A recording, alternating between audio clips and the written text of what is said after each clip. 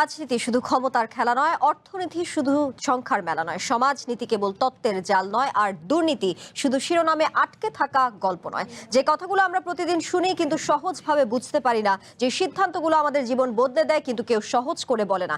এখানে আমরা চেষ্টা করব জটিল কথাকে সহজ ভাষায় ব্যাখ্যা করতে, অস্পষ্ট বিষয়কে স্পষ্ট করে তুলে ধরতে। এখানে কথা হবে সহজে, প্রশ্ন হবে সোজা সাপটা, যেন আপনি সহজে বুঝতে পারেন, ভাবতে পারেন এবং সঠিক সিদ্ধান্ত নিতে পারেন। আমন্ত্রণ কঠিন কথা সহজে, সাথে আছি তানিয়া হারুন।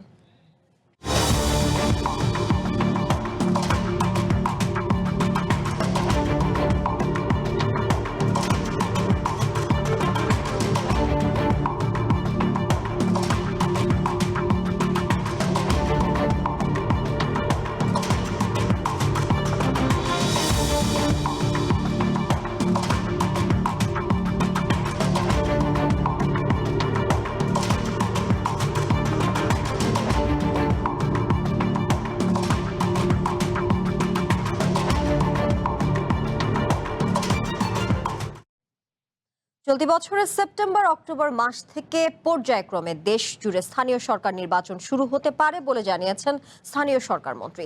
তিনি জানান, আগামী 1 বছরের মধ্যে ইউনিয়ন পরিষদ, পৌরসভা, উপজেলা, জেলা পরিষদ ও সিটি কর্পোরেশনের নির্বাচন সম্পন্ন করার পরিকল্পনা রয়েছে। গণতন্ত্রের ভিত্তি বলে পরিচিত স্থানীয় সরকার নির্বাচনে মানুষের বিপুল আগ্রহ থাকে, কিন্তু মানুষ কি তার পছন্দের প্রার্থীকে ভোট দিতে পারবে? আওয়ামী লীগের কোনো নেতা কি দলীয় পরিচয়ের বাইরে নির্বাচনে প্রার্থী হতে পারবে? অংশগ্রহণমূলক হবে স্থানীয় সরকার নির্বাচন? এসব নিয়ে কথা বলবো আজকের কঠিন কথা সহজে। আজকে আমাদের সাথে স্টুডিওতে আছেন শিক্ষক ও বিএনপি নেতা মোশাররফ হোসেন ঠাকুর, এবং আছেন বাংলাদেশ কমিউনিস্ট পার্টির সাবেক সাধারণ সম্পাদক রুহিন হোসেন প্রিন্স। এছাড়াও আছেন এবি পার্টির চেয়ারম্যান মুজিবুর রহমান মঞ্জু। আপনাদের তিনজনকে আজকে আমন্ত্রণ জানাচ্ছি কঠিন কথা সহজে অনুষ্ঠানে। বলছিলাম, গণতন্ত্রের ভিত্তি বলে পরিচিত স্থানীয় সরকার নির্বাচন, যেটি ঘিরে আসলে মানুষের বিপুল আগ্রহ থাকে। শুরুটা করতে চাই মোশাররফ হোসেন ঠাকুর আপনাকে দিয়ে। স্থানীয় সরকার মন্ত্রী মির্জা ফখরুল ইসলাম আলমগীর জানিয়েছেন, সেপ্টেম্বর বা অক্টোবর মাস থেকে পর্যায়ক্রমে দেশ জুড়ে স্থানীয় সরকার নির্বাচন শুরু হতে পারে। দলীয় প্রতীক ছাড়া এই নির্বাচন আয়োজনে ইসির পক্ষ থেকে যে বিধিমালাগুলো চূড়ান্ত করা হয়েছে, সেখানে প্রার্থী হওয়ার যোগ্য হলে যে কেউ অংশ নিতে পারবে এই নির্বাচনে। কি মনে হয়, মানুষ কি তার পছন্দের প্রার্থীকে ভোট দিতে পারবে? যদি আইনগত বাধ্যবাধকতা না থাকে, যে কেউ কি এই নির্বাচনে প্রার্থী হতে পারবেন কিনা? ধন্যবাদ আপনাকে, আপনার দর্শক শ্রোতা, অপর দিব্যজ্ঞ আলোচক। দেখুন, যে স্থানীয় সরকার নির্বাচনের প্রশ্নে আমরা প্রায় গত 10-12 বছর ধরে বলছিলাম, 2014 সাল থেকে, যে স্থানীয় সরকার নির্বাচনে আপনার দলীয় প্রতীক ব্যবহার করবেন না। এবং এই দলীয় প্রতীক ব্যবহারের কারণে যে সোশ্যাল ফ্যাব্রিক্স, যেটা এই সোশ্যাল ফ্যাব্রিক্স এবং সামাজিক ঐক্য, এটা নষ্ট হচ্ছে। এবং আমরা যে বিভিন্ন দুর্ঘটনা দেখি আমাদের প্রান্তিক লেভেলে, এই দুর্ঘটনাগুলি বাড়ার কারণ অন্যতম একটা, যে আমাদের সামাজিক ঐক্য যেটা ছিল, একটা সামাজিক নেতৃত্ব ছিল রাজনৈতিক নেতৃত্বের বাইরেও, যারা বিভিন্ন দল সমর্থন করতেন, কিন্তু এটা ওপেন হইতো না। কোনো সময় হয়তো ইলেকশনের সময় একটা সমর্থন দিতেন, কিন্তু তারা এটা ওপেন হতেন না। এবং এই যে সোশ্যাল লিডারশিপটা, এটার খুব মজবুত ছিল, এটার ধারণা, এটার অবস্থানটাও মজবুত ছিল। তো এটাকে আওয়ামী লীগ ধ্বংস করেছে। আমি মনে করি যে বিএনপির একটা শুভবুদ্ধির উদয় হয়েছে, যে স্থানীয় পর্যায়ে স্থানীয় সরকার নির্বাচনে এই যে দলীয় প্রতীক ব্যবহার না করার যে বিষয়টা, এই ওয়াদা রাখার জন্য আমি অবশ্যই মির্জা ফখরুল ইসলাম আলমগীরকে একটা ধন্যবাদ জানাতে চাই। তবে ভরা বাঁধরে নির্বাচন, এটা কেমন শোনায় আর কি, আমার কাছে খুব ভালো মনে হয়নি। এই ভরা বাঁধরে নির্বাচন হয় না। এটা হয়তো বাস্তবায়নের দিক হচ্ছে আরও পরে, এটা নভেম্বরে যেতে হবে। এবং নভেম্বরের আগে কার্তিক মাসেও গ্রামের অবস্থা খুব দুটানা থাকে, একটু জল থাকে, একটু থাকে, কি বলে, কাদা থাকে। এই সময় নির্বাচন করা যায় না খুব একটা। তো সেই জন্য শেষ কার্তিকে, মানে কার্তিকের অর্ধেক পরে, যেটা নভেম্বরে নির্বাচন হওয়াটাই বাংলাদেশের গ্রামীণ পর্যায়ের জন্য বাঞ্ছনীয়। আমি আরেকটা কথা বলি, যে স্থানীয় সরকার, যে আমরা মুখে বলি স্থানীয় সরকার, সংবিধানে এটা জুড়ে দেওয়া হয়েছে স্থানীয় প্রশাসন। না স্থানীয় সংবিধানে স্থানীয় প্রশাসনের মুখে বলি আমরা স্থানীয় কোনটা, লোকাল বাট গভর্নমেন্ট। এটা লোকাল গভর্নমেন্ট, স্থানীয় প্রশাসন। আমি মনে করি যে 24-এর গণ অভ্যুত্থানের পরে মানুষের যে আকাঙ্ক্ষা যারা নিয়ে বসছিলেন জাতীয় ঐক্যমত্য কমিশনে, এটা প্রতিফলিত না হওয়ার একটা জায়গা। এটা হবে স্থানীয় সরকার নির্বাচন আনডাউটেডলি, ইউনিয়ন, ওয়ার্ড, ইউনিয়ন, থানা, এই জায়গা পর্যন্ত স্থানীয় সরকারটা ঠিক আছে। এরপরেই স্থানীয় সরকার আর নাই। আপনি একটা সাক্ষী গোপাল জেলা পরিষদ বানিয়েছেন, এটা আদৌ এটা কোনো কাজ করার মতো অবস্থা নাই। এই 1-2 কোটি টাকা দেওয়া হয় ওকে আস্থা জেলা জুড়ে, এই যে চড়ে খাওয়ার জন্য ওইখানে 50,000, ওইখানে 25,000 এইরকম টাকা দেওয়ার জন্য এইগুলি দেওয়া হয়েছে জেলা পরিষদ চেয়ারম্যানকে।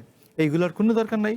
আপনি জেলা প্রশাসক যেটা উন্নয়ন সমন্বয় মিটিং করেন, সেইখানে জেলা প্রশাসকের উপরে একটা নির্বাচিত মানুষকে দিতে হবে, কারণ ওর 14টা এর উপরে যে সচিব, সেই সচিবের উপরে যদি মন্ত্রিত্ব করতে পারে এবং প্রশাসনিক এবং আর্থিক হেড হতে পারে, তো জেলা পরিষদে জেলার ডিসি কোন মহাশেড যে ওর উপরে একটা ইলেক্টেড মানুষ থাকতে পারবে না? এইটা হচ্ছে স্থানীয় সরকারের ধারণার প্রথম কথা হচ্ছে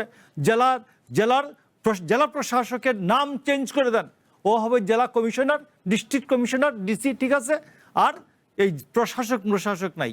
আর করে দেন এর উপরে একজন এমপিকে দেন, যাকে খুশি দেন, নতুনভাবে ইলেক্টেড করে দেন, বাট ডিসির উপরে একজন ইলেক্টেড মানুষ থাকবে যে জেলার মানুষকে নির্বিঘ্নে তার রুমে ঢুকে বলবে আমার এই আর্জি, আপনি আমার কথা শুনুন। আর জেলার প্রশাসকের এখানে কেউ কোনো মানুষ ঢুকতে পারে না। জেলা প্রশাসক এখানে বেসিক্যালি কিছু দালাল শ্রেণীর লোকজন রাজত্ব করে সব সময়, আওয়ামী লীগের সময়, বিএনপির সময়, অন্যান্য পার্টির সময়, সব কিছু।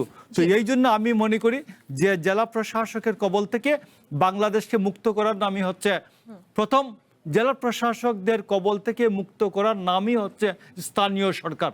এই স্থানীয় সরকার প্রতিষ্ঠা করতে হলে যে জেলা প্রশাসকের উপরে একজন নির্বাচিত মানুষ দিতে হবে। জি, যদি আইনগত বাধ্যবাধকতা না থাকে, এই প্রশ্নটি আমি রেখেছিলাম, যে কেউ কি নির্বাচনে প্রার্থী হতে পারবে? আমার তো মনে হয় যে বাংলাদেশের সমর্থকদের নির্বাচনে আসলে অংশগ্রহণ করতে পারবে কিনা সেটি নিয়ে বারবার আপনি সংবিধানের 118 থেকে 26 পর্যন্ত ওইখানে কারা নির্বাচন করতে পারবেন না পারবেন সবকিছু লেখা আছে। তো আমার মনে হয় যে একমাত্র কোনো পাগল ও অপ্রকৃতস্থ ব্যক্তি, বাংলাদেশের নাগরিক নন এই ব্যক্তি, তারপর ঋণ খেলাপি, যে ঘোষিত ঋণ খেলাপি, দেউলিয়া, এই টাইপের লোক ছাড়া, সংবিধানে ঘোষিত আইনে বাড়িত ব্যক্তি ছাড়া সবাই নির্বাচন করতে পারেন। জি, মুজিবুর রহমান মঞ্জু, সুপ্রিম কোর্ট আইনজীবী সমিতি আওয়ামী লীগ সমর্থক আইনজীবীরা মনোনয়ন জমা দিলেও যাচাই বাছাই ছাড়াই 42 জনের মনোনয়নপত্র বাতিল করা হয়। ঠিক একই ঘটনা ঘটেছে চট্টগ্রাম জেলা আইনজীবী সমিতির নির্বাচনেও। আওয়ামী লীগ পন্থী আইনজীবীদের নির্বাচনে অংশগ্রহণ করতে দেওয়া হয়নি, যদিও তাদের নির্বাচনে অংশ নিতে আসলে কোনো আইনি বাধা ছিল না। সেটা নিয়ে আমি আলোচনা করছিলাম মোশাররফ হোসেন ঠাকুরের সাথে। আপনার কি মনে হয় স্থানীয় সরকার নির্বাচনে আওয়ামী লীগের কোনো নেতা দলীয় পরিচয়ের বাইরে গিয়ে কি নির্বাচনে অংশ নিতে দেওয়া উচিত কি উচিত না? আপনি যথার্থই বলেছেন। একটা তো হচ্ছে আইনগত দিক, আর একটা হচ্ছে বাস্তব অবস্থাটা কি। আইনগত দিক মোশাররফ হোসেন ঠাকুর বলেছেন, মোশাররফ ঠাকুর, যে আইনগত দিকে তো অনেক সুন্দর সুন্দর কথা বলা আছে, বাধা নাই। বাস্তবতায় আমরা যেটা দেখি আর কি, বাস্তবতায় আমরা যেটা দেখি, ইউনিয়ন পরিষদ বা স্থানীয় পরিষদ নির্বাচন, যেটা প্রথমে আমরা আসি যে স্থানীয় পরিষদ নির্বাচনটা বেসিক্যালি দুইটা ভাগে ভাগ করা। একটা হচ্ছে শহরাঞ্চল আর একটা হচ্ছে গ্রামাঞ্চল।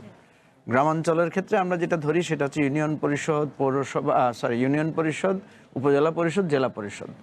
আর শহরাঞ্চল ধরলে আমরা ধরতে পারি মানে পৌরসভা এবং সিটি কর্পোরেশন। এখন আমাদের যে ইউনিয়ন পরিষদ এবং উপজেলা পরিষদে আমরা যেটা দেখি সেটা হচ্ছে যে আওয়ামী লীগ এই জায়গাটাকে এতটুকু পলিউটেড করেছে যে গত নির্বাচনে আমরা দেখেছি, একে তো দলীয় প্রার্থিতার বিষয় ছিল, দলীয় মার্কা ছিল। আওয়ামী লীগ তার নিজের দলের লোকদেরকে প্রার্থী হতে দেয় না। অনেক ক্ষেত্রে দেখা গেছে বিদ্রোহী প্রার্থী হতে চাইছে, তাদেরকে ধরে নিয়ে গিয়ে মনোনয়নপত্র প্রত্যাহার করানো হয়েছে। আপনি যেটা বলছেন, আমি যেটা প্র্যাকটিক্যাল প্রবলেম দেখছি, ধরেন যে কোনো একটা ইউনিয়নে দেখা গেল যে বিএনপির যিনি প্রার্থী আছেন উনি দেখলেন যে উনার প্রতিদ্বন্দ্বী যে লোকটা আছে আওয়ামী লীগ করেন, তখন উনি যদি দেখেন যে এই লোকটা তার নির্বাচনের জন্য প্রধান প্রতিদ্বন্দ্বী বা বাধা, এটা জামাতেরও হতে পারে। কোনো কোনো ইউনিয়নে যদি জামাতের প্রার্থী মনে করে যে এখানে আওয়ামী লীগ পন্থী যে লোকটা প্রার্থী হচ্ছে সে আমার প্রধান প্রতিদ্বন্দ্বী, তাহলে সে যেটা করবে যে বলবে যে এই লোকটা তো ফ্যাসিবাদের দোসর, বা তার বিরুদ্ধে এই অভিযোগ আছে, তার বিরুদ্ধে হয়তো মামলা আছে। তখন দেখা যাবে যে একটা রাজনৈতিক বাধা তৈরি হবে স্থানীয়ভাবে। এবং আমরা যেটা দেখেছি আওয়ামী লীগের কিন্তু একদম ইউনিয়ন পর্যায়ের সভাপতি ছিল বা ওয়ার্ড পর্যায়ের সভাপতি ছিল, এদেরকে আমরা দেখেছি 5ই আগস্টের পর থেকে এরা কিন্তু আন্ডারগ্রাউন্ডে চলে গেছে। এরা কেউই আর পলিটিক্যালি সাউন্ড নাই খুব বেশি। এবং একটা সময় ছিল এরা খুব দাপটে ছিল, এদের বাজারে হাটে মহল্লা এদের দাপটে মানুষ টিকতে পারে নাই। ফলে এরা যেহেতু আন্ডারগ্রাউন্ডে চলে গেছে, সুতরাং এরা যদি ইলেকশনের সময় আবার ওভারগ্রাউন্ডে এসে ইলেকশন করার চেষ্টা করে, তখন আমার কাছে মনে হচ্ছে একটা লোকাল জায়গা থেকে এটা বাধার সম্মুখীন হতে পারে। এই জন্যই বলছি এটা আইনগত বাধা না, এটা হচ্ছে এক ধরনের রাজনৈতিক বাধা। তো এই রাজনৈতিক বাধা বিভিন্ন জায়গায় হবে। তবে আওয়ামী অধ্যুষিত কিছু অঞ্চল আমাদের দেশে আছে, মানে বৃহত্তর ফরিদপুর অঞ্চল বা অন্যান্য জায়গায় আমরা যদি দেখি রাঙ্গামাটি, খাগড়াছড়ি, ওই সমস্ত এলাকায়, সেখানে হয়তো কিছু কিছু জায়গায় আওয়ামীপন্থী লোকেরা ইলেকশন করতে পারে। কিন্তু আমি ওইটাই দেখছি যে লোকাল আন্ডারস্ট্যান্ডিংয়ে গিয়ে দেখা যাবে যে লোকাল প্রার্থীরা তাদের প্রতিদ্বন্দ্বীর বিরুদ্ধে এই জায়গাটা তারা ব্যবহার করবে। আর একটা ক্ষতিকর দিক যেটা আমি লোকাল ইলেকশনে দেখি, আমরা কিন্তু লোকাল ইলেকশনের দাবি করেছিলাম অন্তর্বর্তী সরকারের সময় যে আগে এই নির্বাচনটা হোক। বিএনপি যেহেতু ক্ষমতায় আছে, বিএনপির জন্য এটা কিন্তু একটা বিরাট অ্যাসিড টেস্ট যে তারা আদৌ এই নির্বাচনটাকে শান্তিপূর্ণভাবে নিরপেক্ষভাবে হতে দিবে কিনা, নাকি তারা ইন্টারফেয়ার করবে, ক্ষমতা খাটাবে। ইতিমধ্যে আপনি দেখেছেন প্রধান নির্বাচন কমিশনার কিন্তু বলেই বসেছেন যে উনি ব্যাপক রক্তপাতের আশঙ্কা দেখেন। আপনি দেখবেন 2-3 দিন আগে রাঙ্গুনিয়াতে বিরাট একটা গন্ডগোল হয়েছে, গোলাগুলি হয়েছে, এবং সেখানে বিএনপির অন্তর্দ্বন্দ্ব। এবং বাংলাদেশের আপনার টিআইবি একটা রিপোর্টও দিয়েছে যে 100 দিনে প্রায় 600 লোকের মতো খুন হয়েছে। ইউনিয়ন পরিষদ ইলেকশন আসলে দেখা যাবে সরকারি দলের লোকেরা বা বিভিন্ন জায়গায় তাদের মারামারি গন্ডগোল শুরু হবে। ইতিমধ্যে জামাতের মধ্যেও আমরা কয়েক জায়গায় দেখেছি যে তাদের বহিষ্কার সহ কিছু ঘটনা ঘটেছে এই ইউনিয়ন পরিষদ নির্বাচন নিয়ে। অর্থাৎ দলগুলোর মধ্যে অন্তর্দ্বন্দ্ব মাথাচাড়া দিয়ে উঠবে, এটা একটা আমি আশঙ্কা করছি। আওয়ামী লীগের লোকেরা নির্বাচন করা নিয়ে এক ধরনের বাধা বিপত্তির পরিস্থিতি তৈরি হবে। বিএনপি সরকারের প্রভাব দিয়ে নির্বাচনকে মানে ম্যানিপুলেট করার এক ধরনের প্রবণতা দেখা যেতে পারে। সেই জায়গায় নির্বাচন কমিশনকে আমরা খুবই দুর্বলভাবে দেখছি। তো দুটো ফ্যাক্ট আছে এই পুরো বিষয়টাতে। জি, তো এই কারণে আমি কিন্তু মনে করছি প্রথম কথা হচ্ছে ইলেকশন হতে পারে এটা সেপ্টেম্বর অক্টোবর থেকে পিছিয়ে নভেম্বর ডিসেম্বরে যেতে পারে, বা জানুয়ারি ফেব্রুয়ারি পর্যন্ত লেগে যেতে পারে। মানে এই নির্বাচন শান্তিপূর্ণ হবে কিনা, বিএনপি তার দলীয় প্রভাব মুক্ত হয়ে নিরপেক্ষ নির্বাচন করতে রাজি হবে কিনা, দিবে কিনা। তৃতীয় হচ্ছে প্রশাসন নিরপেক্ষভাবে ভূমিকা রাখবে না ভয় পাবে বিএনপির ভয়ে সে বিএনপি পন্থী প্রার্থীদের পক্ষে ভূমিকা রাখবে। আর নির্বাচন কমিশনকে আমি খুব বেশি শক্তিশালী মোরাল গ্রাউন্ডে দেখতে পাচ্ছি না। ওনার কথাবার্তার মধ্যে বেশ দুর্বলতা আছে। ফলে স্থানীয় সরকার নির্বাচন যদি একবার বিতর্কিত হয় তাহলে এটা কিন্তু সরকারের জন্য খুবই ক্ষতি হবে আর কি। জি, রুহিন হোসেন প্রিন্স, সচিবালয়ে একটি ব্রিফিংয়ে প্রধানমন্ত্রীর তথ্য ও সম্প্রচার বিষয়ক উপদেষ্টা জাহেদুর রহমান বলেছেন, আগামী স্থানীয় সরকার নির্বাচনে শর্ত মেনে কার্যক্রম নিষিদ্ধ থাকা আওয়ামী লীগের নেতাকর্মীরা অংশ নিতে পারবেন। সেই ক্ষেত্রে আইনি বাধা না থাকা সত্ত্বেও কাউকে নির্বাচনের বাইরে রেখে কি দেশে গণতন্ত্র প্রতিষ্ঠা করা সম্ভব কিনা? যেহেতু আমরা দুটো নির্বাচন নিয়ে বলছিলাম, সুপ্রিম কোর্ট আইনজীবী সমিতির নির্বাচন, চট্টগ্রামেও দেখেছি জেলা আইনজীবী সমিতির নির্বাচনে আওয়ামী লীগ পন্থীদের নির্বাচনে অংশগ্রহণ করতে দেওয়া হয়নি, যেমনটা আলোচনা করছিলাম। কি মনে হয়? আপনাকে ধন্যবাদ। আমার প্রথম বক্তব্য হচ্ছে যে আমি একটু আসি, ওনার কথাটা পুরোটা শুনি নাই, কারণ কথার মধ্যে তো অনেক আগে পেছনে থাকে, সেটা শুনি নাই, তারপর একটু ছোট মন্তব্য করতে পারি আমি। প্রথম কথা, আমরা যে গণতন্ত্রের কথাটা বারবার বলছি এবং জনগণের স্বার্থের কথা বলছি, এইটা আসলে মিন করি কিনা। এখন আমাদের মধ্যে সরকারি প্রধান দায়িত্ব সে পালন করবে কিনা। সরকার যদি এই দায়িত্ব পালন করে এবং আমরা যেটা চাই, তাহলে আপনি আপনার অনুষ্ঠানে যে সহজ করে কথা বলতে চাইছেন, স্থানীয় সরকার মানুষের কাছে ভোটটা সহজ, কিন্তু আমার বিবেচনায় কঠিন। কিন্তু এই কঠিনটা সহজ করতে হবে। কেন এখানে আলোচনা হয়েছে, আমি খালি এটা বলি। দেখেন আমরা খুব সরলীকরণ করে বলি একটা জাতীয় সরকার, একটা স্থানীয় সরকার, যে লোকাল গভর্নমেন্ট। মানে এই স্থানীয় সরকার তার সকল উন্নয়নের মানে কেন্দ্রবিন্দু হবে এবং জনগণের অংশগ্রহণ নিশ্চিত থাকবে, স্বচ্ছতা জবাবদিহিতা থাকবে, যেটা আপনি ইজি করতে পারেন। এর মধ্য দিয়ে কিন্তু আপনি উন্নয়নের কাজ যেমন করতে পারেন, জনগণের অংশগ্রহণ বাড়াতে পারেন। তাহলে এই কাজটা যদি করতে হয়, তাহলে প্রথমে যে কাজটা করা দরকার, নির্বাচন তো অবশ্যই, কিন্তু এই নির্বাচনের আগে আরপিওতে কতগুলো সংশোধনী এনে আলোচনা করা দরকার। আমি জানি না, আপনারা হয়তো বা আমার থেকে ভালো জানেন, আমি খুব আকস্মিকভাবে দেখলাম, এখন ধরেন আমরা যারা রাজনীতি করি আমাদের তো বড় সময় যাচ্ছে বাজেট নিয়ে আলোচনায়, দেশের পরিস্থিতি। ঠিক এই সময় নির্বাচন কমিশন পত্রিকা একটা বিজ্ঞাপন দিল, দেখছেন কিনা আমি জানি না, যে তারা একটা আচরণ বিধিমালা করতেছে, কোনো মত থাকলে ওয়েবসাইটে দেবেন। আমি এটার খুব ঘোরতর বিরোধিতা করি এবং এখনও বলি যে এইটাকে আমি মনে করি খুব ন্যায্য কাজ হয় নাই। তাদের উচিত হচ্ছে, যে প্রেক্ষিতে আমি আছি এই প্রেক্ষিতে বলছি, স্থানীয় সরকার তার আচরণবিধি এগুলো নিয়ে রাজনৈতিক দলগুলোর সাথে আলোচনা করা দরকার। আলোচনা করেই ওইখানে অনেকগুলো বিষয় আনা দরকার। তাহলে ওই যে আপনি অংশগ্রহণের কথা বলছেন, আমি দলের কথাটা পরে আসছি। আপনি আমাদের যে স্থানীয় সরকারের যে লুফল আছে, এখানে জনাব ঠাকুর কিছুটা বলার হয়তো চেষ্টা করছিলেন, যে আমরা সংবিধানে যতটুকু আছে আরও যদি কিছু করতে চাই সেটা পরের ব্যাপার, তাহলে সেইটুকু কিন্তু করতে পারবো আমরা, ওইখানে যথাযথ ভূমিকা নিতে পারবো কিনা। তাহলে এই গুরুত্বপূর্ণ কাজটা আমি অনুপস্থিত দেখছি, প্রথম কথা আমার শেষ। দ্বিতীয় কথা, সরকার বলেছেন, ধন্যবাদ জানাই, কিন্তু দেরি না করে আমাদের স্থানীয় সরকার নির্বাচন হওয়া দরকার। এইবার আসি, স্থানীয় সরকার নির্বাচন মানে কি? আমরা জানি ক্ষমতাসীন যে সরকার থাকে, লোকে কিন্তু বোঝে যে ক্ষমতায় কাছাকাছি না থাকলে লোকাল উন্নয়ন, মানে এখন যে ধারা আছে, আমি এখনকার ধারায় বলছি, কিছু হবে না। সুতরাং নানা জটিল কেস কিন্তু হতে থাকবে। তাহলে এইখানে সরকারের প্রথম এই ধরনের সদিচ্ছা থাকতে হবে। এবং খেয়াল করেন, আগের থেকে এবার এটা পরিবর্তন হচ্ছে এবং আমি দেখলাম প্রায় সবাই এই পয়েন্টে একমত হয়ে গেছে যে কোনো দলীয় প্রতীকে হবে না। তাহলে তো আপনি ওই সংকটটা তো আর থাকছে না। যদি সেইটা না থাকে, তাহলে এইখানে যাতে যারা এক্ষেত্রে যোগ্যতা সম্পন্ন মানুষ এবং আদর্শ লালন করে, তারা যাতে ভোটে অংশ নিতে পারে এবং জিতে আসতে পারে, সেই কাজটাই কিন্তু করতে হবে। এইবার সেই বিবেচনায় যদি আসেন, আমাদের নির্বাচনে শর্ত মেনে একটা দল করতে পারে, এই কথাটা আমি জানি না আমাদের মন্ত্রী সাহেব কি করে এটা বললেন। আমি তো এর সাথে এটা রেলিভেন্ট না, এটা তো জাতীয় নির্বাচন না। এইখানে কিন্তু কে অংশ নিতে পারবে না পারবে ওটা আমাদের লিপিবদ্ধ করা আছে। ওই যে উনি কিছুটা বলার চেষ্টা করছেন, এটা বলাই আছে। সুতরাং যে কোনো মানুষ, তিনি যদি নির্বাচনে দাঁড়ানোর ক্ষেত্রে, ভোট দেওয়ার ক্ষেত্রে যোগ্য হন, তিনি যাতে ভোট করতে পারেন, বরঞ্চ সরকার এবং নির্বাচন কমিশনের দায়িত্ব হবে সেটাকে নিশ্চিত করা। এক্ষেত্রে কিছু সংকট হতে পারে, এখানে আলোচনার মধ্যে আসছে স্থানীয় পর্যায়ে অন্য জিনিস, এটা সুপ্রিম কোর্ট বার ইলেকশন না বললাম, কিন্তু আমি আসছি সেখানে, আমি যে সেটা স্থানীয় থাকবে না, আমি আসছি সেই পয়েন্টে।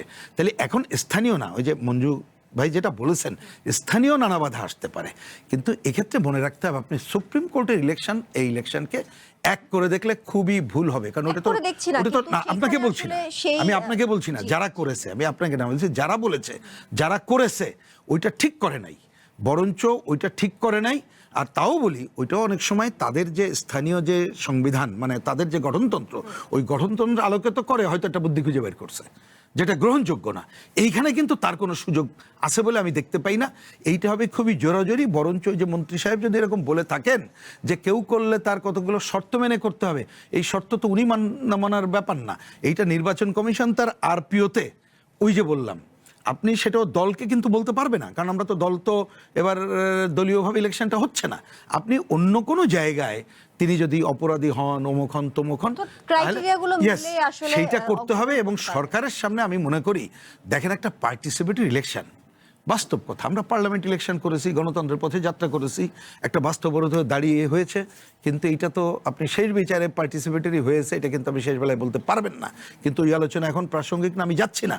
কিন্তু স্থানীয় সরকার বা আগামীতে যে কোনো নির্বাচন যদি আপনি পার্টিসিপেটরি মেথডগুলো না করতে পারি, তাহলে শুধু গণতন্ত্র পথে যাত্রা বাধাগ্রস্ত হবে তা না, আপনি দেশ বিদেশ কোনো জায়গায় যে আমরা যে একটা গণতান্ত্রিকভাবে এবং গণতন্ত্রকে রক্ষা করে আগানোর কাজটা করছি, সেটা হবে না।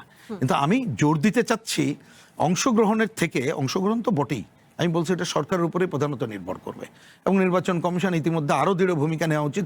কারণ আমরা কিন্তু আগে, আপনি খেয়াল করেন, আগে কিন্তু এটা স্থানীয় সরকারের অধীনে হইতো। আমরা কিন্তু বলেছি নির্বাচন কমিশনের অধীনেই এই নির্বাচনটা হোক, সেটা আমরা চাই। তোরা দৃঢ় ভূমিকা নেবে, কিন্তু জরুরি যেটা আমি মনে করি স্থানীয় সরকার তার যে ভূমিকা বিভিন্ন জায়গায়, জেলা পরিষদ, উপজেলা পরিষদ, ইউনিয়ন পরিষদ, সিটি কর্পোরেশন এগুলো আছে, তারা যাতে যথাযথভাবে দায়িত্ব পালন করতে পারে সেটাকে নিশ্চিত করতে হবে। টাকার খেলা থেকে শুরু করে পেশি শক্তির ভূমিকা, আপনি সাম্প্রদায়িক প্রচার প্রচারণার ভূমিকা, এবং সরকারের তথাকথিত যে কি বলবো যে এক ধরনের হাত বোলানোর এই কাজ বাদ দিয়ে যাতে এটা সকলের অংশগ্রহণ নিশ্চিত করে ভালো ভোট হতে পারে, তার জন্যে আমাদের আচরণবিধি সংশোধন সহ যে যে কাজ করা দরকার সেটা করা দরকার, এবং সরকারকে পজিটিভ সিগন্যাল দিয়েই এই নির্বাচন অনুষ্ঠিত করা দরকার বলে আমি মনে করি। জি নিশ্চয়ই। মোশাররফ হোসেন ঠাকুর, আপনার কাছেও একই প্রসঙ্গ নিয়ে আসবো। সুপ্রিম কোর্ট আইনজীবী সমিতির নির্বাচন এবং চট্টগ্রাম জেলা আইনজীবী সমিতির নির্বাচনে আওয়ামীপন্থী আইনজীবীদের অংশ না নেওয়ার বিষয়ে তার আগে একটি বিরতি নিয়ে ফিরছি। কঠিন কথা সহজে অনুষ্ঠানে এই পর্যায়ে বিরতি নিচ্ছি, সঙ্গে থাকুন। বাংলাদেশে এলো এই প্রথম টাচলেস আরএকে সেন্সেশন ওয়াটার ক্লোজেট। আবারও স্বাগত কঠিন কথা সহজে অনুষ্ঠানে। মোশাররফ হোসেন ঠাকুর, যেমনটা বিরতির আগে বলছিলাম, সুপ্রিম কোর্ট আইনজীবী সমিতি এবং চট্টগ্রাম জেলা আইনজীবী সমিতির নির্বাচন নিয়ে বলতে চাই, আওয়ামী লীগ একতরফা নির্বাচন করেছিল, সেটির অভিযোগ তখন থেকেই আছে। তো সেই ক্ষেত্রে সুপ্রিম কোর্ট আইনজীবী সমিতি এবং চট্টগ্রাম জেলা আইনজীবী সমিতির নির্বাচনে এই যে আওয়ামীপন্থী আইনজীবীদের অংশ নিতে না দিয়ে আপনারাও কি একই অভিযোগে অভিযুক্ত হচ্ছেন কিনা, এটা নিয়েও নানা মহলে প্রশ্ন উঠছে, কি বলবেন? করলেন না কেন? ওদের না মামলা দেওয়া হয়েছে? তাদেরকে করতে দেওয়া হয়নি। মামলা দেওয়া হয়েছে, পুলিশ ধরছে, অ্যারেস্ট করে নিয়ে রেখে দিচ্ছে, তা তো হয়নি। গুম করছে, তা হয়নি। তুই করে নাই কেন? সাহস নাই, এই জন্য করে নাই। তো স্থানীয় সরকার নির্বাচনে আমার কথাটা হচ্ছে যে সরকারি দল হিসাবে তারা একটা দায়িত্ব পালন করবেন, গভর্নমেন্ট একটা আলাদা দায়িত্ব পালন করবেন। স্থানীয় সরকারে যদি, যেমন ধরুন পার্লামেন্ট নির্বাচনে গ্রহণযোগ্য হোক অগ্রহণযোগ্য হোক, ডক্টর ইউনূসের আমলের জারি করা একটা আইন ছিল, আওয়ামী লীগ তার কোনো কার্যক্রম করতে পারবে না। তো কার্যক্রম নিষিদ্ধ করে একটা আইন ছিল, এবং যেহেতু নৌকা মার্কায় ইলেকশন করতে গেলে, দলীয়ভাবে নির্বাচন করতে গেলে দল লাগবে, এই জন্য তার নির্বাচনে অংশগ্রহণ করে না। এখানে আইনেরটা আছে। তো আমি আপনাকে বলি যে আমি আইনের বাইরে ভাই। আমি যদি কোনো কিছু করি, আমি শুধু একনায়ক হইতে চাই, আমি একনায়ক ডিক্লেয়ার দিয়ে আইন করে আমি একনায়ক হম। আমি বলবো যে সংখ্যাগরিষ্ঠের একনায়কত্ব। আমার ভাইয়ে যেমন বলে সর্বহারার একনায়কত্ব। তো যেমন আমার ভাইয়ের আগের দল যেটা, এটা যদি একবার নির্বাচিত হয়, তাইলে খেলাফত যদি কায়েম হয়, ওইখানে নির্বাচনের কোনো ব্যবস্থা নাই। তো এই জন্য আমি আপনাকে বলছি, আমার কথা হচ্ছে আমি যাহা করতে চাই আমি আইন করে করব। তো যেহেতু বাংলাদেশে তারেক রহমানের গভর্নমেন্ট বলে যে একটা সুষ্ঠু নিরপেক্ষ নির্বাচন হবে, এই নির্বাচনের প্রতি তিনি প্রতিশ্রুতিবদ্ধ। কেউ যদি এর ব্যত্যয় ঘটায়, তাইলে তিনি তার বিরুদ্ধে অ্যাকশন নেবেন। এটা হলো আমার আবেদন, ক্লিয়ার কাট কথা। আর আমি আপনাকে বলি, কোনো বেআইনিভাবে কাউকে নির্বাচনে অংশগ্রহণ করতে দিব না, আগের দিন রাত্রে পিস্তল ঠেকাই বলবো তুই উড্র কর, এসব হবে না। তারেক রহমানের গভর্নমেন্টে এটা আমি আশা করতেছি হবে না। এখন চট্টগ্রাম আইনজীবী এবং অন্যান্য আইনজীবী সমিতির যে বিষয়টা, আমি মনে করি যে আমাদের মঞ্জু ভাই, আপনার মনে আছে যে এরশাদের সময় যে সকল ধরনের নির্বাচন বন্ধ ছিল, তখনও আমাদের সুপ্রিম কোর্ট আইনজীবী, বিভিন্ন বার অ্যাসোসিয়েশনের এই নির্বাচন কিন্তু বন্ধ ছিল না। এরশাদ বন্ধ করতে, মার্শাল ল বন্ধ করতে পারে নাই। তো আমি আপনাকে বলি যে মার্শাল ল যে নির্বাচন বন্ধ করতে পারে নাই, সেইখানে নির্বাচনে ত্রুটি হলো। কেউ কথা বলে না কেন? বলুক কথা। আমি তো কথা বলার পক্ষে, আমি কথা বলার পক্ষে। তো এই জন্য আপনাকে আমার বক্তব্যটা হচ্ছে, স্থানীয় সরকার নির্বাচন বিএনপির জন্য এটা অবশ্যই একটি পরীক্ষা, অগ্নি পরীক্ষা, অ্যাসিড টেস্ট, যে তাকে এই নির্বাচনটা সুষ্ঠু, নিরপেক্ষ একটা জেনুইন নির্বাচন হতে হবে, না হলে বিএনপির ভাবমূর্তি কলঙ্কিত হবে। জি, আরেকটা ছোট্ট মন্তব্য আপনার শুনতে চাই, সেটা হচ্ছে এনসিপির নেতা নাসিরউদ্দিন পাটোয়ারি অভিযোগ করেছেন জাতীয় নির্বাচন ছিল আপাদমস্তক ইঞ্জিনিয়ারিং এবং স্থানীয় সরকার নির্বাচনে অনিয়ম হলে রাজপথ উত্তপ্ত হবে। আপনারাও বারবার বলেছেন যে গত নির্বাচন আসলে অংশগ্রহণমূলক হয়েছে, আপনাদের দাবি সেটাই ছিল। সেক্ষেত্রে তার এই বক্তব্য ঘিরে আপনার মতামত কি, এবং সেই সাথে জানতে চাই এই স্থানীয় সরকার নির্বাচন যেন বিতর্কিত না হয় আমার মতামতটা সেক্ষেত্রে খুব খারাপ। ইসির চ্যালেঞ্জ ভাই, কি থাকবে? নাসিরউদ্দিন পাটোয়ারির বক্তব্যকে নিয়ে আমার কোনো মন্তব্য নাই। আমার মন্তব্যটা খুব খারাপ, খুব খারাপ। নাসিরউদ্দিন পাটোয়ারি পারলে রাজপথ গরম করে যান, বিএনপির কর্মীরা সামলাবে। জি, মুজিবুর রহমান মঞ্জু, আপনার কাছে আসতে চাই। বরাবরই শাসক দলের বিরুদ্ধে একটা অভিযোগ ওঠে যে তারা প্রশাসন ব্যবহার করে স্থানীয় সরকার নির্বাচনকে প্রভাবিত করে। এমনটা আগেও আমরা দেখেছি, এমন বেশ কিছু অভিযোগ উঠেছে। আপনি আসলে কতটা আশাবাদী? আপনার ক্ষেত্রে যুক্তি কি যে ক্ষমতাসীন দল, পুলিশ বা প্রশাসক দিয়ে আসলে এবার স্থানীয় সরকার নির্বাচনকে প্রভাবিত করার চেষ্টা করবে না? কতটা আশাবাদী আপনি? না, আমি খুব আশাবাদী হতে পারছি না। কেন পারছি না আপনাকে বলি, যে আমরা যে লেটেস্ট যে ন্যাশনাল ইলেকশনটা দেখলাম, সেখানে আপনি দেখেছেন নির্বাচনের আগে বিএনপি এবং জামাতের কয়েকজন নেতার কিন্তু অডিও কল ফাঁস হয়েছে, যেখানে তারা বলছে যে প্রশাসনকে আমাদের কথা মতো উঠতে বসতে হবে, প্রশাসনকে আমাদের কথা মতো চলতে হবে। বিভিন্ন জায়গায় তারা প্রশাসনের উপর চাপ প্রয়োগ করেছে। এবং আমাদের যেই মানে নির্বাচন ব্যবস্থা সংস্কারের যতগুলো সুপারিশ দেওয়া হয়েছিল, এবারে নির্বাচন কমিশন কিন্তু কোনো সংস্কারের সুপারিশ গ্রহণ করেন নাই। এই যে মোশাররফ আহমেদ ঠাকুর বারবার বলছেন যে এটা করা দরকার, সেটা করা দরকার, কিন্তু ওনার দলই তো কোনো ধরনের সংস্কার গ্রহণ করে নাই।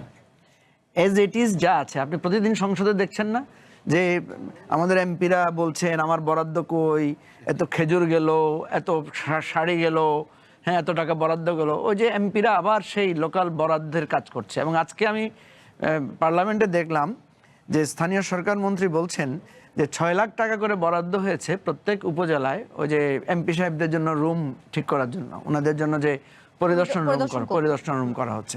তাহলে দেখেন, হ্যাঁ উপজেলা পরিষদে করবে, হ্যাঁ সেখানে রেখেছে। হ্যাঁ এখন দেখেন, এখানে তো সরকারি দল বিরোধী দল একজোট, ওনারা কেউ এটা প্রতিবাদ করেন নাই। তাহলে ওনারা বলছেন যে আমরা প্লট বরাদ্দ নিব না। যে প্লট যদি বরাদ্দ নিতেন, টাকাটা তো ওনাদের পকেট থেকে দিতে হতো। এখন যে 6 লাখ টাকার অফিস, এটা তো সরকারকে দিতে হচ্ছে, জনগণের ট্যাক্সের টাকা।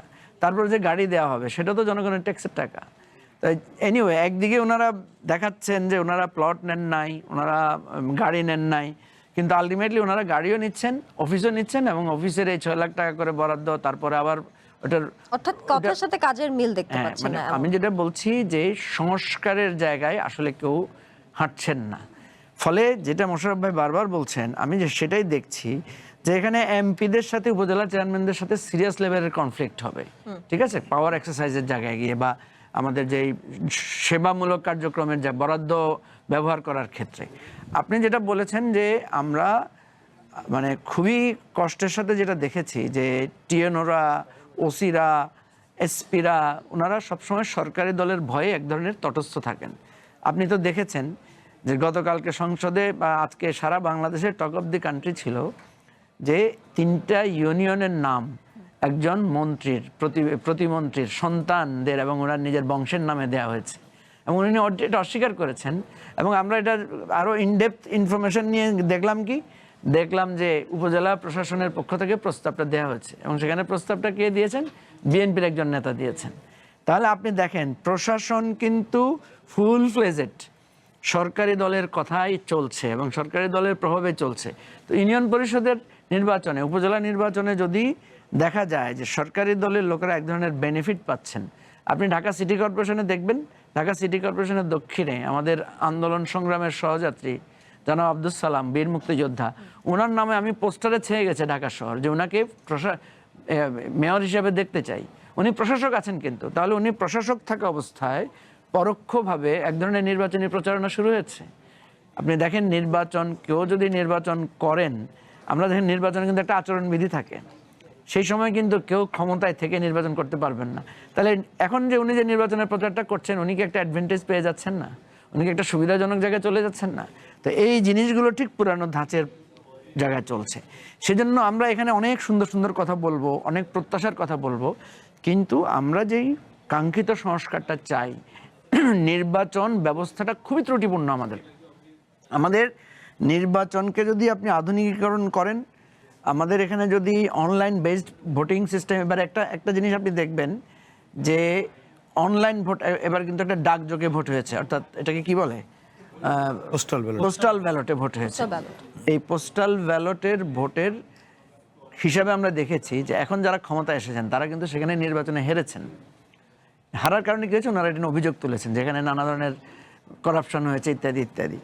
এখন দেখেন, আমরা যদি চাই আমাদের এই টোটাল ভোটিং সিস্টেমকে যদি আমরা এ ধরনের পোস্টাল বেসিসে বা অনলাইন বেসিসে নিয়ে যেতে পারি, বা ভোটাররা যদি এক ধরনের প্রযুক্তি ব্যবহারের মাধ্যমে জাল ভোটকে মানে বন্ধ করা যায়, তাহলে কিন্তু নির্বাচন আরও অনেক স্বচ্ছ হয়ে যাবে।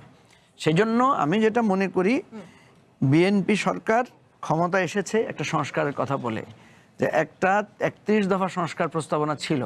এই 31 দফার সংস্কার প্রস্তাবনাটা যদি প্রপারলি ওনারা করেন, তাহলে বাংলাদেশে কিছুটা আস্তে আস্তে আস্তে আস্তে একটা গণতন্ত্রায়নের দিকে, একটা নির্ভরযোগ্য নির্বাচনের দিকে যেতে পারে। আদার দেন আগের মতোই থেকে যাবে সব। জি, আপনার প্রশ্নগুলোর উত্তর নিশ্চয়ই মোশাররফ হোসেন ঠাকুর দেবেন। তার আগে একটু রহিন হোসেন প্রিন্স আপনার কাছে ছোট্ট করে জানতে চাই, সংবিধান অনুযায়ী স্থানীয় পর্যায়ের পুরো শাসন ব্যবস্থা স্থানীয় সরকার নির্বাচনে নির্বাচিত প্রতিনিধির মাধ্যমে হবে, কিন্তু আমরা দেখতে পেয়েছি এই মন্ত্রণালয়ের অধীনে নিয়োগ পাওয়া প্রশাসকদের অধীনে জেলাগুলো শাসিত হচ্ছে। সেই ক্ষেত্রে সংবিধান লঙ্ঘন হচ্ছে কিনা বা আপনার মতামত কি বলেন? না, একটা এই সময় যেটা করেছে, যেহেতু নাই, আপনি সংবিধান লঙ্ঘন আইনবিদদের কাছে যতটুকু শুনেছি তাতে একটা জেনারেল মত হচ্ছে তাতে লঙ্ঘন বলে না, কিন্তু এইটাকে নৈতিকভাবে এটা গ্রহণযোগ্য না। আমার কথা পরিষ্কার, কারণ আপনাকে মনে রাখতে হবে যে আমাদের সর্বত্র শাসন করার কথা বলা আছে নির্বাচিত প্রতিনিধিদের দিয়ে, আপনাকে যেতে হবে সেই জায়গায়। এটাই হচ্ছে প্রধান কথা। এইবার আসি, রিপিট ওই কথাটাই আবার হচ্ছে, আমরা যে নির্বাচিত প্রতিনিধিদের দিয়ে কি এই কাজটা করব, কালে কি নির্বাচিত প্রতিনিধিরা শাসক হবেন, নাকি জনগণকে নিয়েই সে তার দায়িত্ব পালন করবেন, জনগণকে দিয়ে দায়িত্ব পালন করবেন? যার জন্য আমাদের এই সংবিধান অনেক ত্রুটি আছে। এই সংবিধানের আমরা অনেক জায়গায় তার সংশোধনী চাই, কিন্তু দেখেন এখানে বলা আছে স্থানীয় সরকার, যে কথাটা আমি প্রথমেই বলার চেষ্টা করেছি। তাহলে সেই স্থানীয় সরকারটা যেহেতু অনেকদিন পরিচালিত হচ্ছে না, তাহলে যতটুকু আমার লেখা আছে পজিটিভ সেটাকে গ্রহণ করতে হবে, আর যেটা নাই সেইটাকে নির্বাচন সহ অন্যান্য কার্যক্রমের মধ্য দিয়ে সেই জায়গায় যেতে হবে। তা সেই জায়গায় যাওয়ার ক্ষেত্রে অ্যাকচুয়ালি এটা নির্ভর করতেছে যে সরকার ক্ষমতায় আছে এখনো তার উপরে। কারণ নির্বাচন কমিশনকে দিয়ে আমরা এই নির্বাচন করাইতে চাই, কিন্তু আমি তো প্রথমে আমার আলোচনায় বললাম যে তারা ন্যূনতম এই যে আচরণবিধির জন্য যে আলোচনা করে একটা তো আলোচনাটা সামনে আনতে পারতো, এবং এটা যদি স্থানীয় পর্যায়েও তারা যেত যে কিভাবে কি করা যায় টরা যায়, তাহলে কিন্তু জিনিসটাকে মানুষ কিভাবে এটা অংশগ্রহণ করবে সেইটাকে একটা কি বলবো যে সামনে জিনিসটা নিয়ে আসতে পারতো। তারাও এটা করছে না। তো ন্যাচারালি এই অবস্থার মধ্য দিয়ে যদি আমরা নির্বাচনে যাই, তাহলে হবে কি, সেটা কিন্তু একেবারেই বোধগম্য। চিন্তা করবে যে আচ্ছা ঠিক আছে, সরকার একটা আছে, কার সাথে খাতের রাখলে বরাদ্দ দেবে টেবে ওই জায়গায় যাবে। আর আপনি ওই যে প্রশাসনের একটা কথা বলছেন, প্রশাসনকে ব্যবহার করবে কি না, এ ব্যাপারে আমি ওই সময় আমার একটা মন্তব্য করতে ইচ্ছা করছিল, এখনই করি। আমাদের প্রশাসনকে তো অনেকদিন ধরে দেখছি ও ব্যবহার করা লাগে না। তারা কি বলে, একটা সেলফ সেন্সারশিপ শব্দটা প্রচলিত, এই জন্য বলি তারাই নিজেরাই ব্যবহৃত হওয়ার জন্য অনেক জায়গায় এগিয়ে দেবে, কিছু জায়গায় ব্যতিক্রম থাকতে পারে। কিন্তু আমি এই কথা বলার মধ্য দিয়ে এই প্রত্যাশাই করতে চাই, প্রশাসনকে এই হুঁশিয়ার উচ্চারণ করতে চাই, তারা সরকারি দলের লোক না, আগে লীগের লোকও ছিল না, এখন দলের লোকও না, এটা মনে রাখতে হবে। সুতরাং তারা যাতে যথাযথভাবে দায়িত্ব পালন করে সেই জায়গাটায় যেতে হবে। তাই না হলে কিন্তু আমরা এই যে একের বার গণ অভ্যুত্থান করছি, রক্ত দিচ্ছি, আন্দোলন সংগ্রাম করছি, গণতন্ত্রের পথে যাত্রা করছি, কোনোটাই কিন্তু আমরা আগাইতে পারবো না। বরঞ্চ দেখবেন অনেক ক্ষেত্রে ওই যে এক কদম আগাইতে যে পিছাই গেছে কিনা ওই কোশ্চেন চলে আসতে পারে। তা আমি আশা করি সেটা হবে না। স্থানীয় সরকার একটা ভালোভাবে নির্বাচন অনুষ্ঠিত হোক, এবং তার জন্য প্রয়োজনীয় সংশোধনী করেই একটা ভালোভাবে অনুষ্ঠিত হোক, সেটি আমাদের দেখতে প্রত্যাশা থাকবে। জি, নিশ্চয়ই। মোশাররফ হোসেন ঠাকুর, মুজিবুর রহমান মঞ্জু বেশ কিছু প্রশ্ন রেখেছেন আপনার কাছে, তার মধ্যে দুটো প্রশ্ন নিয়ে আমি আপনার মতামত জানতে চাই। সেটি হচ্ছে, প্রথমত প্রশাসন ফুল ফ্লেজেড সরকারি দলের কথায় চলছে, এই বিষয়ে আপনার মতামত কি বলে? আর সেই ক্ষেত্রে 31 দফা সংস্কার প্রস্তাবনা যে ছিল, সেই ক্ষেত্রে কোনো সংস্কার এখনো কেন গ্রহণ করছে না? এই দুটো বিষয়ে আপনার মতামত কি বলে? প্রশাসন আবহমান কাল থেকে সরকারের কথায় বলে এবং সরকারের কথায় চলে, এবং এইটাই তার যে বিজনেস, যে তার যে রুলস অফ বিজনেসে লেখা আছে, সচিবকে বিরোধী দলের কথা বলার জন্য তার কোনো পারমিশন নাই। ইউনো সরকারের বিরুদ্ধে কথা বলার কোনো পারমিশন নাই। আপনি আসুন, মঞ্জু ভাইয়ের এবং প্রিন্স ভাইয়ের পায়ের থেকে মাথা পর্যন্ত দোষ আছে। এই যে বলতেছে স্থানীয় সরকার, আপনি কি কোনদিন পরে দেখছেন পারলে এই যে আপনার সংবিধানে যে স্থানীয় সরকার শব্দটি নাই, স্থানীয় শাসন আছে। আমরা বারবার বলতেছি আপনি দেখেন করার জন্য, আবার দেখেন গুগলে দেখছি জানি তো, স্থানীয় শাসন বাংলা এবং ইংরেজিতে পার্থক্য আছে। স্থানীয় শাসন, নো লোকাল গভর্নমেন্ট, ইংরেজিতে গভর্নমেন্ট দেখেন আপনি ইংরেজি স্থানীয় বাংলার দেশে শাসন, গভর্নমেন্ট আছে। আমাদের স্থানীয় শাসন তো 59 এবং 60 অনুচ্ছেদ। তো স্থানীয় শাসনে যেভাবে বলা আছে, আমার জাতীয় ঐক্যমত্য কমিশনে 3 মাস চললো, আমাদের এই 2 নেতা ছিলেন কিন্তু স্থানীয় জাতীয় ঐক্যমত্য কমিশনে খুব অ্যাক্টিভ, কিন্তু 2জনই খুব অ্যাক্টিভ ছিলেন। এরা 2জন যে কেন বললেন না যে আইনসভা থেকে আমার স্থানীয় সরকারকে আলাদা করতে হবে? 1 নাম্বার 2 হচ্ছে স্থানীয় শাসন শব্দটাকে যেটা বিদায় করে এখানে স্থানীয় সরকার শব্দটি প্রতিস্থাপন করতে হবে।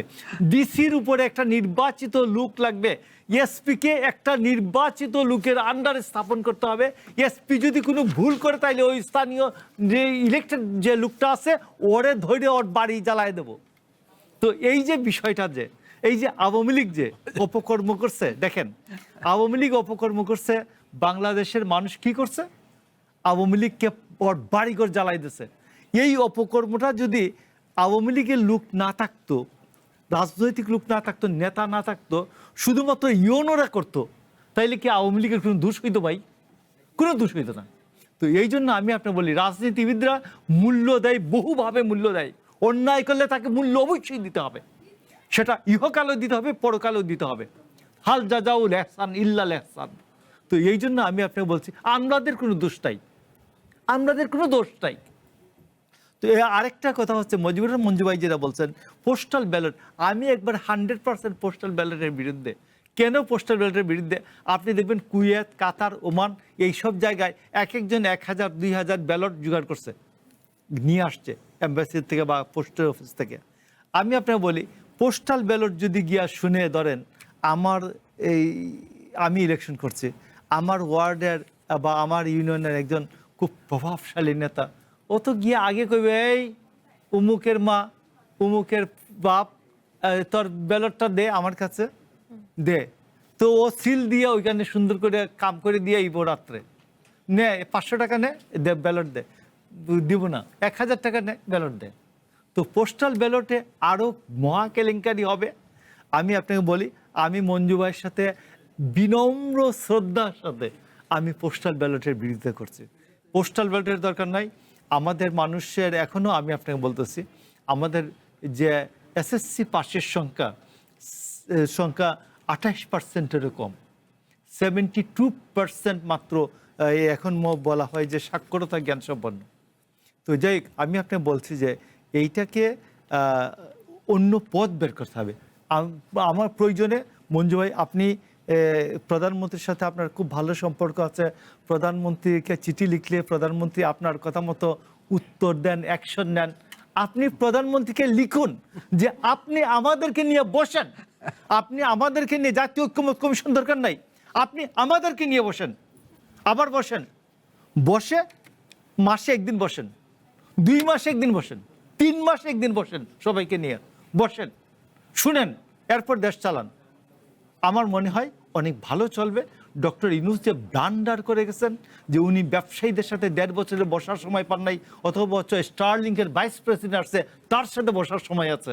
তো আপনি বলেন, আমরাও বলি যে ইয়েস, বাংলাদেশের জনগণের দায় দায়িত্ব নিয়ে যারা রাজনীতি করে, যারা বাংলাদেশের জনগণের ভাগ্য নিয়ে চিন্তা করে, এদের সাথে বসেন, এদের সাথে বসে দেশ চালান, দেশ ভালো চলবে। জি, আমরা আবারও আলোচনায় ফিরবো। একটি বিরতি নিয়ে ফিরছি। কঠিন কথা সহজ অনুষ্ঠানে এই পর্যায়ে বিরতি দিচ্ছি, সঙ্গে থাকুন। বাংলাদেশে এলো এই প্রথম টাচলেস আরএকে সেন্সেশন ওয়াটার ক্লজেট।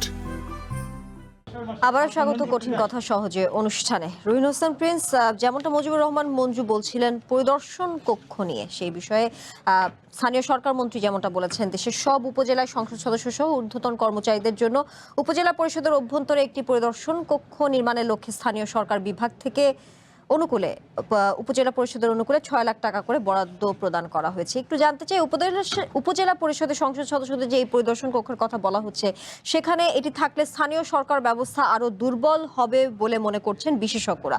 সেই ক্ষেত্রে এমপিদের পরিদর্শন কক্ষ রাখার বিষয়ে আপনি কি বলবেন, উচিত কি অনুচিত? আমি তার আগে একটু ছোট করে একটা কথা খালি বলি, যেহেতু এখানে ঠাকুর তো অনেকগুলো পজিটিভ কথাও বলছে, উনি বোধহয় যে কোনো কারণে হয়তো গ্যাপে আছেন। কারণ এই কথা আমরা আমাদের পার্টি বামপন্থীরা বহুদিন ধরে বলে আসছি যে সম্ভবত সংবিধানের 59 অনুচ্ছেদে, যেটা ইংরেজিতে লোকাল গভর্নমেন্ট, বাংলায় হচ্ছে স্থানীয় শাসন, আমরা এটা পরিবর্তনের কথা বলছি প্রথমত। দ্বিতীয় কথা, সংবিধানে দেখলে দেখবেন আমাদের এমপি সাহেবদের যে কাজ এবং স্থানীয় কাজের পৃথককরণ করা আছে। এবং এই যে সংস্কার প্রস্তাব, এবারও আমরা কিন্তু আলোচনায় এটা আমরা 166টা প্রশ্ন নিয়ে যখন ইন্ডিভিজুয়াল আলোচনা হয়েছে সেখানে বলেছি। শুধু তাই না, আমরা এটা পুরোপুরি বলেছি। এবং শুধু তাই না, আজকে জেনে রাখেন 2007-8 সালে স্থানীয় সরকার নিবে তোফায়েল সাহেব মারা গেছেন, উনি সহ যে 3 খণ্ডের যে বই আছে, যে কেউ পড়ে দেখতে পারেন। সেক্ষেত্রে আমাদের মত কি, এমনকি 2008 সালে নির্বাচন কমিশনের সাথে বৈঠকে এই ব্যাপারে লিখিত বলা আছে। সুতরাং এইটা যে সংস্কার করার অ্যাটিটিউডে না গেলে আর এমপি সাহেবদের জমিদারিত্ব না ভাঙতে পারলে, বা যদি ভাঙবেন না এই বিবেচনা না করে, এটা পারবেন না। সর্বশেষ যে আলোচনাটা করলেন এর সাথে এটা রিলেটেড। আপনি তাহলে প্রথম পয়েন্টটা কি, আপনি কি স্থানীয় সরকার শক্তিশালী করবেন এবং তাকে কি জনগণের অংশগ্রহণ নিশ্চিত করে সকল উন্নয়ন কাজের কেন্দ্রবিন্দু করবেন? ওইটা যদি করতে চান তাহলে এমপি সাহেবদের এইখানে জমিদার তন্ত্র করার কোনো কারণ নাই, প্রথমত। দ্বিতীয়ত, আপনি বলতে পারেন যে ভাই এই সংস্কার তো একটু সময় লাগবে, এখন যেহেতু ইলেকটোরাল যে পজিশন, তাতে স্থানীয় সুখ দুঃখের কথা বলতে চাই, এমপি সাহেবদের একটু বসতে দিতে চাই, তাহলে পৃথক জায়গা করতে হবে, নট উপজেলা পরিষদের ওই জায়গায়। সেটা খুবই ক্ষতিকর হবে, খুবই ক্ষতিকর হবে। আপনি বোঝেন, কারণ ওইখানে যে স্থানীয় সরকার যতটুকু আছে, তার যে কার্যক্রম আছে, এটা একেবারে সংকটে পড়ে যাবে। আমি এ কথাটা যখন এই আলোচনা প্রথম উঠেছে, তখন কমিউনিস্ট পার্টি বামপন্থীদের পক্ষ থেকে পরিষ্কার বলেছি। আজকেও বরাদ্দের খবর আমরা শুনলাম, আমরা বলবো যে এটাকে স্টপ করা হোক এবং স্থানীয় এমপিরা ওইখানে বসার জায়গা তাদের দেওয়া যাবে না। যদি আমি পুরো সংস্কারের আগে স্থানীয়ভাবে কোনো একটা জায়গায় দিতে হয়, তাহলে সেটা পৃথক জায়গা করতে হবে, কিন্তু সেইটাও আমরা কোনো প্রয়োজন মনে করি না। এইটা হচ্ছে পরিষ্কার বক্তব্য। জি, মুজিবুর রহমান মঞ্জু, স্থানীয় সরকার ব্যবস্থাকে শক্তিশালী করতে, যেমনটা রুহিন হোসেন প্রিন্সও বলছিলেন, সেই ক্ষেত্রে এমপিদের জন্য যে পরিদর্শন কক্ষর কথা বারবার বলা হচ্ছে, সেটি বাতিল হওয়া কতটা জরুরি, কি বলবেন? আমি মোশাররফ আহমদ ঠাকুর কিন্তু উনি প্রশ্নগুলো এড়িয়ে গেছেন।